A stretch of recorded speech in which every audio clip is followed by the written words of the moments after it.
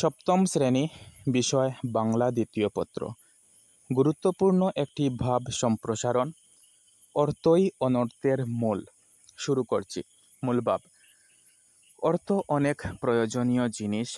অর্থ মানব জীবনে কল্যাণ বয়ে আনে, আবার এই অর্থই অনেক দুঃখজনক পরিস্থিতির জন্ম দেয়।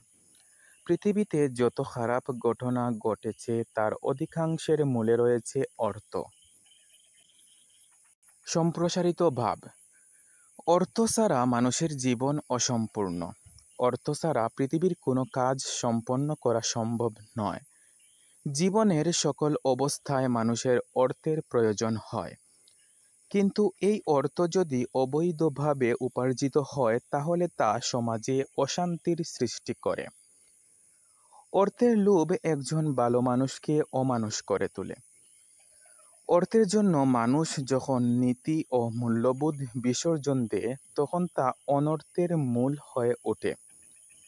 অর্থের জন্য মানুষে মানুষে হিংসা, বিদ্বেষ, মারামারি, কাটাকাটি শুরু হয়। অর্থের জন্যই ছেলে তার বাবাকে, স্বামী তার স্ত্রীকে এবং স্ত্রী তার স্বামীকে খুন করে ফেলে। অর্থের জন্য ভাই ভাইয়ের প্রতি বিশ্বাস হারায়। অর্থের জন্যই সংসারে আপনজনের মধ্যে মনোমালিন্য দেখা দেয়। তাই বলা হয়েছে, অর্থই অনর্থের মূল।